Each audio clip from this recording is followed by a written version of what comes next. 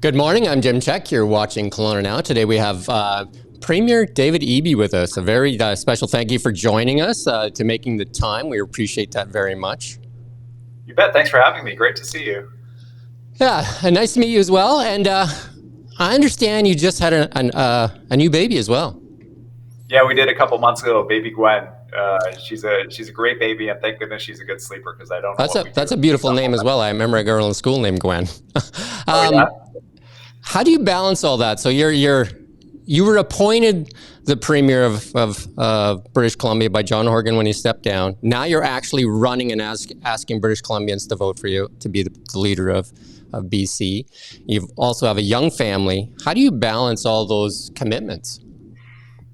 Well, I think it's like a lot of people in British Columbia. We lean pretty heavily on my wife's mom, who lives in our neighborhood. She helps us out a lot. Her dad, just up the road in Squamish, pitches in. Her brother, down the road, Uncle Angus. Without the family, we couldn't do it. And I've got an amazing wife. Kaylee is a superhero. I often ask her how she makes it look so easy, and I really appreciate the partnership that we have on this work we're doing together. Yeah, having generational support is a really good one. When we started our business, we had that as well with my mom, and then she helped us out when we were trying to start our business because those are stressful times for sure. Yeah. The big news that I want to get to, though, is the carbon tax. Yesterday, you came out with an announcement. John Rustad countered with that, accusing you of being an opportunist and that kind of stuff. And then even more so, Andrew Weaver came out this morning and saying that he trusts, and he's a climate scientist, former leader of the Green Party, that he trusts John Rustad more so with the climate than he does you, and he'll be supporting John Rustad. What do you say to that? Well, it's hard to know what to say to British Columbians who are concerned about climate when someone who is running for the leadership of our province is a climate change denier. John Rustad appeared on a podcast with a man named Jordan Peterson. He said that we're all carbon beings, and because we're made of carbon, carbon couldn't be a pollutant, and therefore climate change couldn't be caused by carbon pollution. I mean, this is what Mr. Weaver spent his entire life as a scientist advocating for. John Rustad is proposing to ban from classrooms climate science textbooks so that kids can't learn about climate change. And one would assume Mr. Weaver's textbooks as well. British Columbians who are worried about climate change, they want to see action on climate change. They shouldn't have to choose between making the rent, buying groceries, getting to work, and supporting action on climate change. And we're making that possible for them. If the federal government removes the backstop, we'll take the carbon tax off of everyday British Columbians and ensure that big polluters pay, so we keep taking action to drive down emissions. How do you reconcile the fact, though, that Andrew Weaver, who wrote a paper on climate change and then was part of that won the Nobel Prize, him coming out and saying he trusts John Rustad more than you? I don't know. It's hard to know. I think it would be a good question for Andrew Weaver. For my part, our government is committed to climate action. We believe that climate change is real, unlike John Rustad. We're committed to making sure that there's a price on carbon for big polluters. But at the same time, we don't think that families should have to choose between the affordability challenges they face and a government that is going to seize this economic opportunity. Like just in Kelowna, you've got Hexagon Purist there. There's a company that makes engines using hydrogen, zero-emission engines. The economic future of our province, 150 new jobs with their expansion there in Kelowna. The economic future of our province depends on us being agile on the low carbon future to be competitive around the world as governments move in this direction. And that's just not what John Rustad's offering. He's offering to tell those people who would buy our products, like the Hexagon Purist hydrogen engine, that they're idiots. Climate change isn't real. Why would you buy a hydrogen engine? And that undermines jobs and opportunity in our province for families, and I just think it's the wrong direction. Yeah, I don't want to get too far down the hydrogen thing, but Ballard Technologies, which is a BC company, just there's some trouble there. They just, the COO and the CFO quit this morning, and the stock chart doesn't look very good for it. So the future in Ballard was one of the world leaders in putting buses and different things out there. But like I said, I don't want to get too far down that road. I did an interview with Sonia Furstenau, leader of the BC Green Party. She also said early on, the current structure of the carbon tax is punishing the people that can bear it the least. And you just came out yesterday and saying that you would change it as well.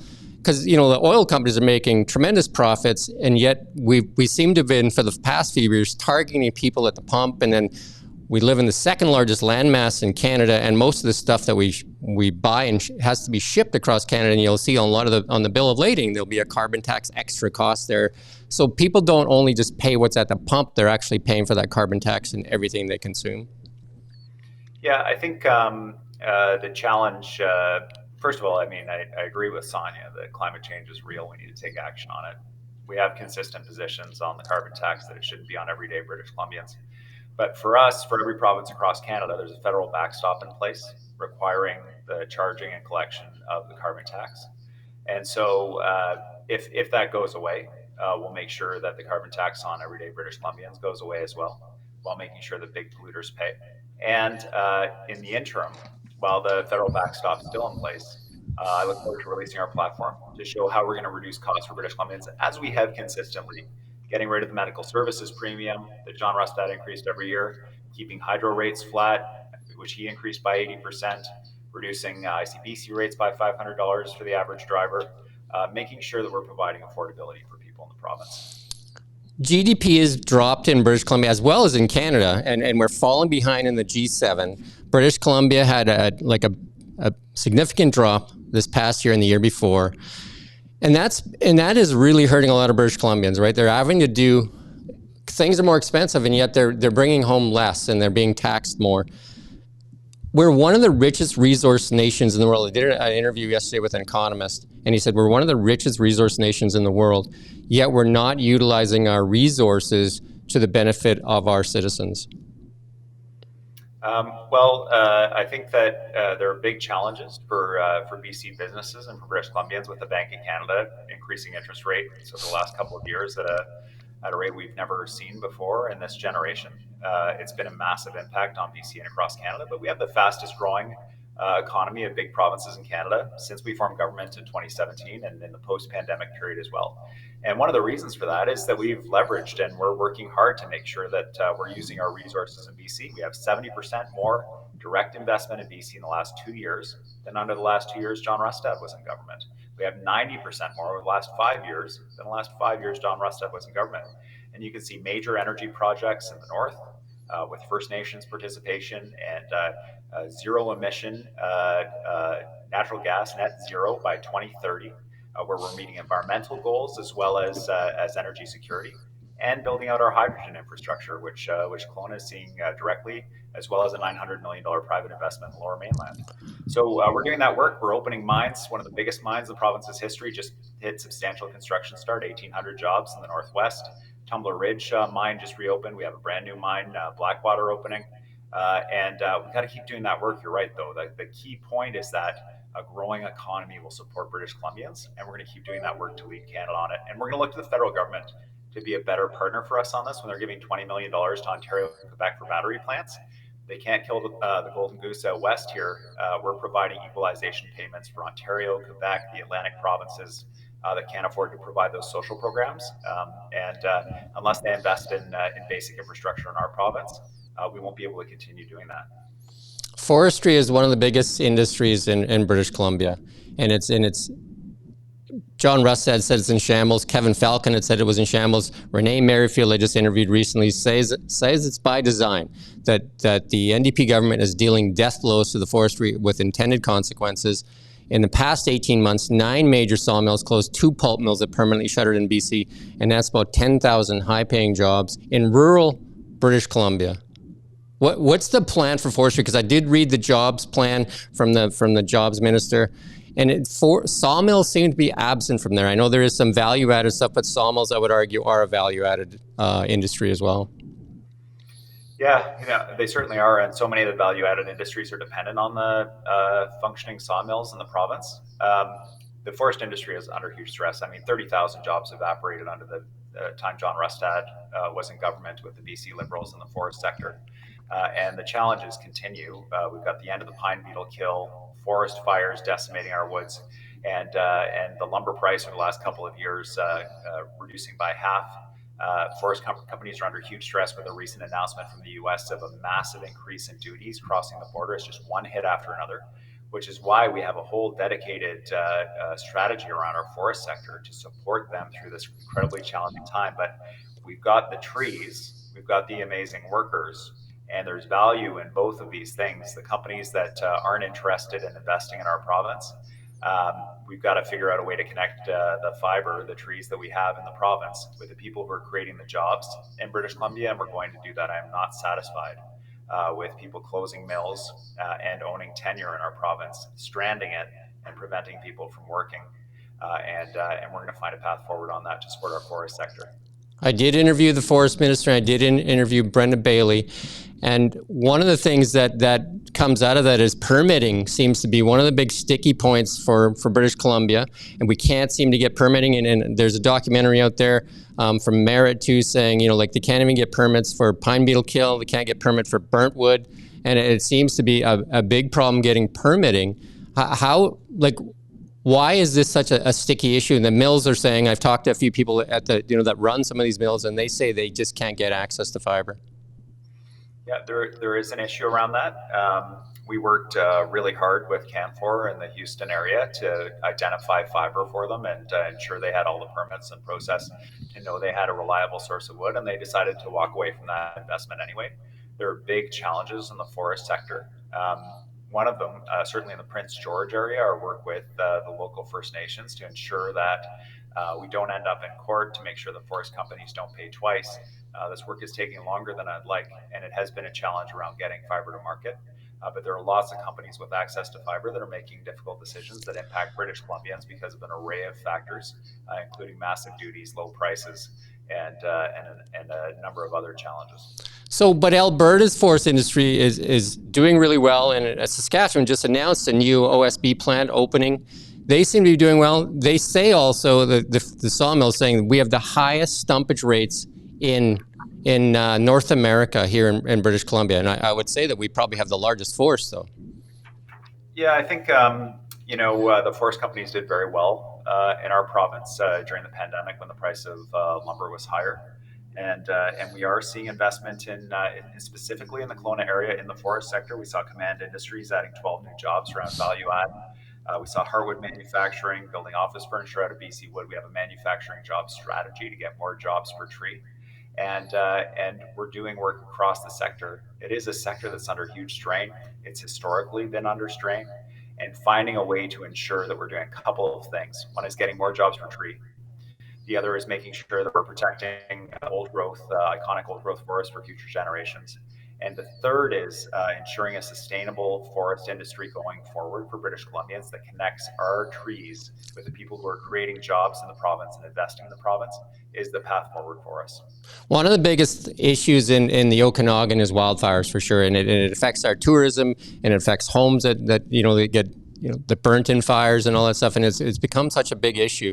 The forestry companies say that if they were allowed to be more part of the solution and do some more active logging and do more forestation, and so we have younger forests and less wildfires, and they say they're being blocked from even being involved in that conversation. Yeah, I've heard that suggestion too and taken it seriously. We established a Premier's Task Force on Wildfire that the forest companies were a part of. And one of the areas that was identified for action is ensuring that forest companies are included in preventative wood thinning and work in our forest to minimize the impact, especially in the interface areas between forests and communities. And coming from that work, for example, in Vernon, we have an agreement with the City of Vernon, with local First Nation and Forestry Company, to do logging around the water supply area for Vernon. So if there is a fire, the trees don't burn and go into the water, destroying the water supply for agriculture in the whole city of Vernon. It provides fiber for the forest company. It provides income. It protects the community. And we're identifying other opportunities like that across the province. So when we talk about tourism again, Kelowna's been hurt again in tourism. When we talk about, the impacts from COVID, that was hurt. And then all of a sudden, with forest fires, it was hurt.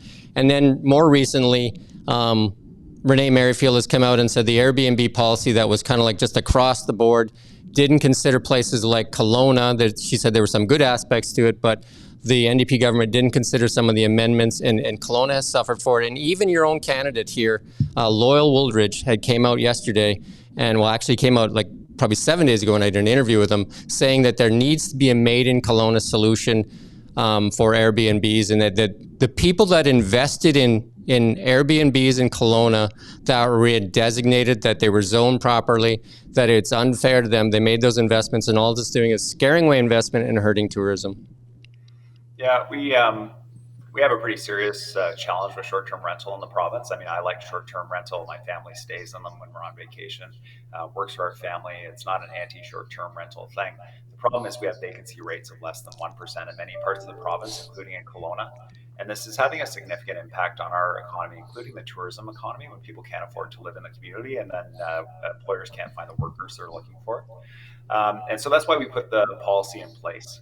It is working. It's opening space that a lot of people that are staying and living in long term and what used to be short term rentals. But I'm really glad to have a candidate like Loyal Wooldridge out there in Kelowna, who is advocating for the community, who's bringing forward community concerns and solutions about how we can work together. I'm always glad to look at making sure we're responsive to conditions on the ground.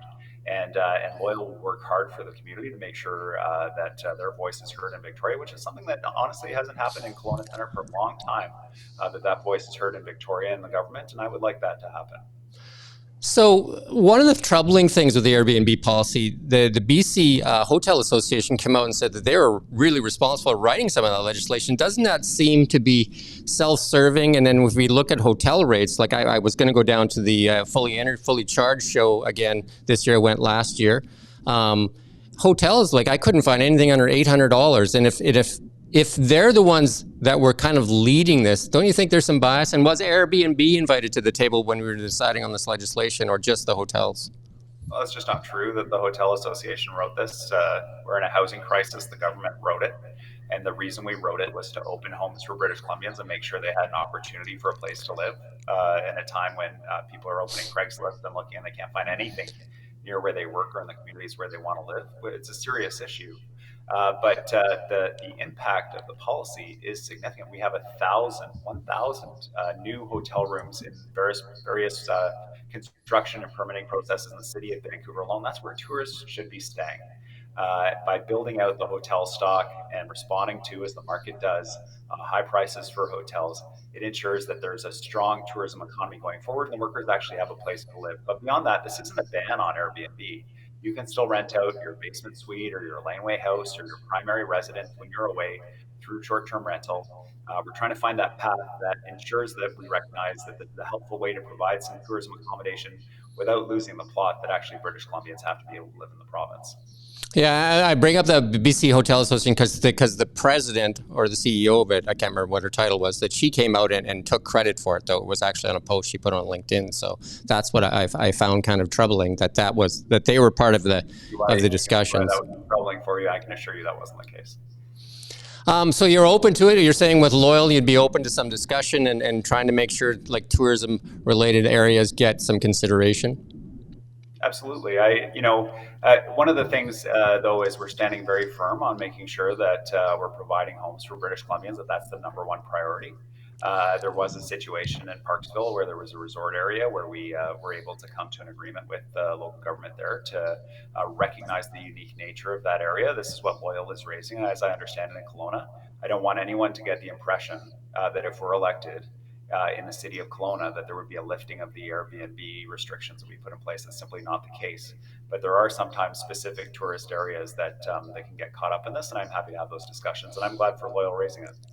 So one of the biggest stresses for British Columbians for sure is housing. You brought that up. Housing is one of the biggest stresses. And then there was a job loss, even in the tech sector, of 15,000 jobs in June. And some of the blaming of that would be like, just can't find affordable housing and that type of. And people say that there's a shortage and the prices are high. And then Mark Miller says that they're going to send 22,000 asylum seekers to British Columbia when in an already tight housing market. What's that? 32,000. Already tight housing market. Really hard to get access to a doctor and all that stuff. What is BC's position on that? Because Mark Miller said some provinces are more than willing to be a part of this, and some are pushing back. We have seen some pushback from some of the other provinces. What is your position on this? Yeah, I mean, obviously the proposal is daft. The province of British Columbia has welcomed 180,000 people in the last 12 months, more than 300,000 people in the last 2 years. This is a massive ask the federal government is making of all the provinces as they dramatically increase immigration numbers as part of an economic strategy for Canada to say find a way to accommodate these record high population increases. And we're doing that work. You know, we're doing the work on housing. We're making sure that we're building hospitals and schools across the province. In Kelowna, for example, 4,000 additional student seats over 10 projects, and that's just Kelowna area. We're doing similar work across the Lower Mainland, across the entire province. The idea that somehow 32,000 people are going to show up on planes, barring Air Canada strike, to British Columbia, and they're going to go somewhere. I mean, 70% of the people who are using the food bank in the Lower Mainland arrived in Canada within the last 2 years. At some point, we need the federal government to recognize the impacts of these policies and to make sure that they are not leading people into exploitation, into hunger, into inadequate housing. We have people in our immigration program that came through the federal government staying in homeless shelters. We need them to really have a careful look at what they're doing.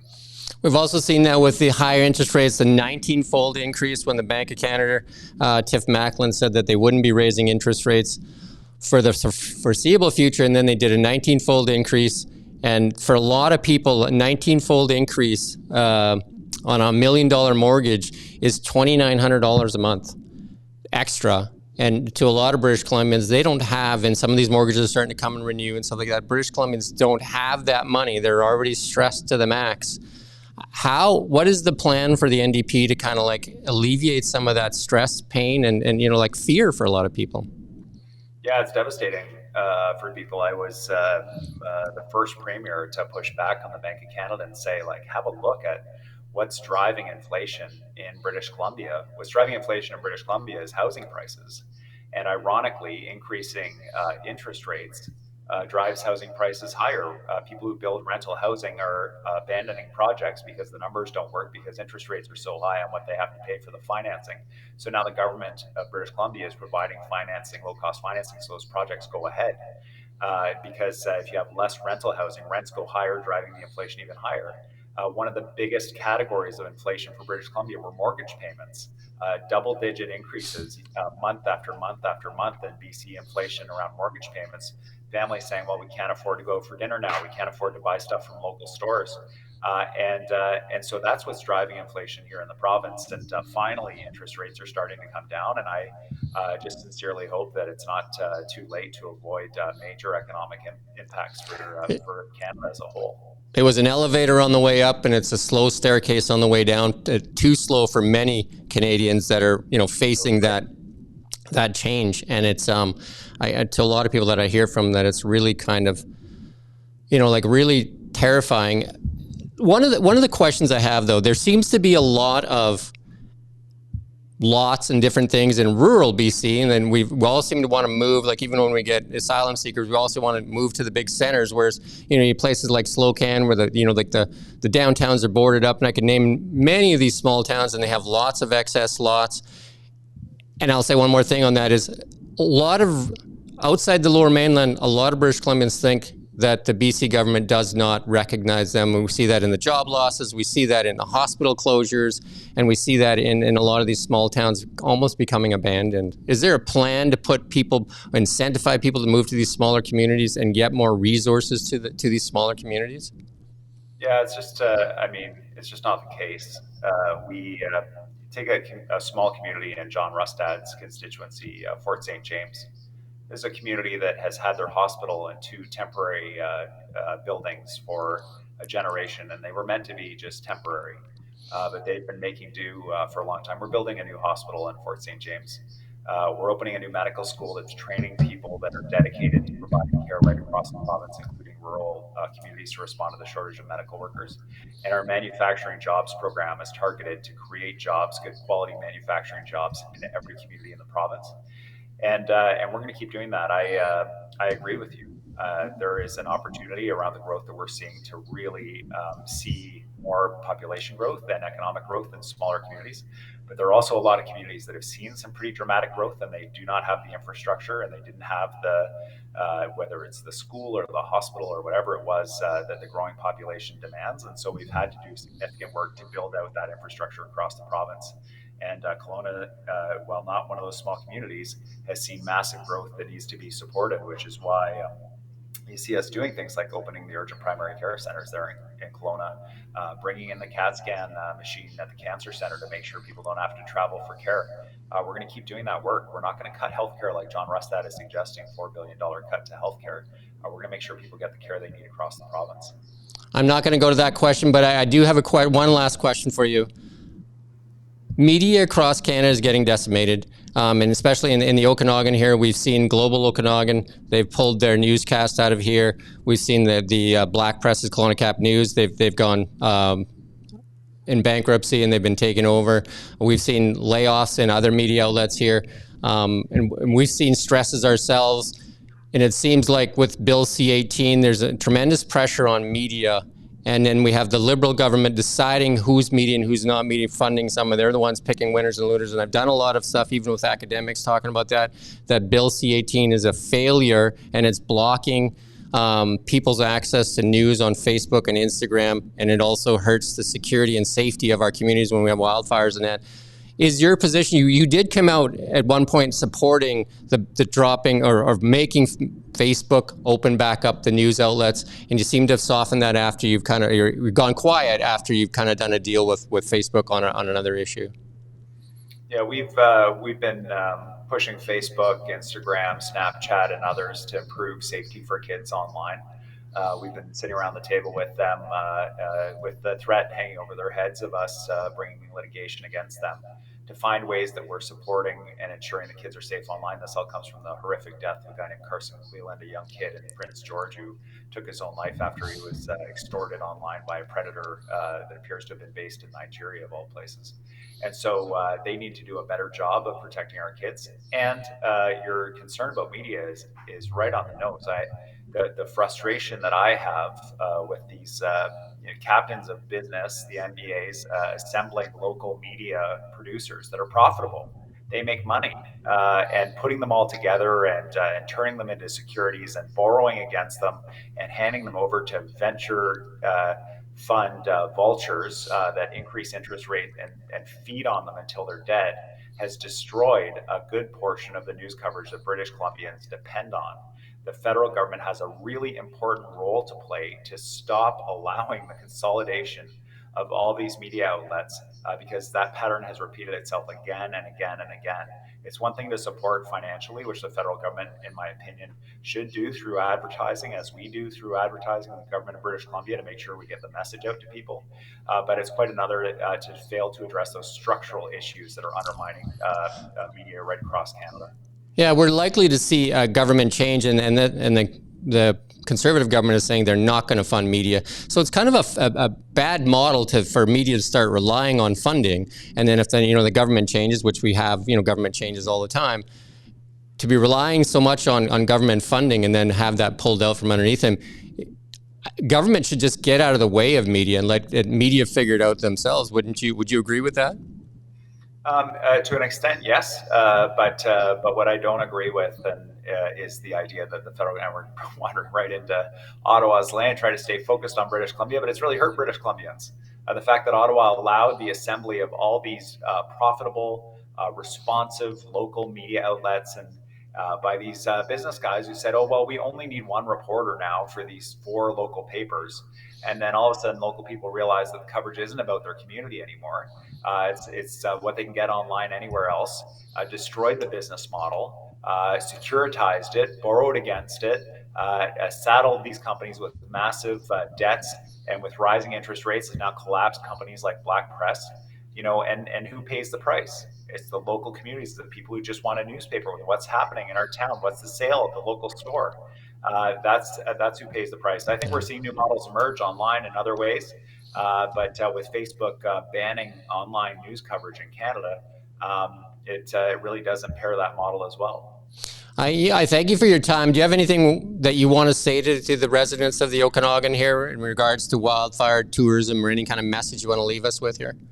Yeah, absolutely. Well, we're heading into the election, and I know there are a lot of people in Kelowna that have always voted BC Liberal. They were prepared to vote BC United. And this is a different kind of election. You know, when you have a climate denier at the head of a party advancing conspiracy theorist candidates across the province who think that cell phone towers are directing people that vaccines are poison, that gay people are predatory, that on and on I could continue. Uh, I'm asking people to consider and look carefully at the BC NDP this election. Consider lending us your vote for this election. We'll show you, I think, and I hope that our values are consistent with yours and good, responsible governance for the Okanagan. You've seen a couple of our MLAs at work, Rolly Russell and Harwinder Sandhu. They work hard, they deliver for their communities on so many issues, and sending some more BC NDP MLAs, and we'll show Kelowna how we can work together really well. I think a lot of people, though, are really worried about the economy. I think it's, like just putting food on the table, gas in their car, and getting their kids to soccer practice and hockey and all that kind of stuff. What is the plan to kind of, like, we've seen sliding GDP in British Columbia. How can you help British Columbians get back on their feet and turn this into a prosperous, because we have so much natural resources here in British Columbia, and how do we tap more of it? I know you talked about some of the mines that are coming online. Like, forestry is obviously a problem. How do we fix that and make sure that our engines are firing on all cylinders here? We're doing that work. We reduced permit times from the previous government by 60%. We're going to keep doing that work. We've dramatically increased investment in our province from the time John Rustad was in government. We're one of just 3 provinces in Canada that showed positive GDP growth per capita. We're the fastest growing big province economy, and we understand that that's not enough, that it's about supporting people and communities with affordable childcare, affordable car insurance, affordable hydro rates, that people are struggling. Our commitment around the feds roll back the carbon tax will make sure ordinary British Columbians don't pay it. We're going to make sure that we address affordability for British Columbians while growing our economy, because that's what we've been doing since 2017. I thank you for your time. It's been great, and I wish to talk to you again in the near future as we get closer to this election. Good to see Thank you.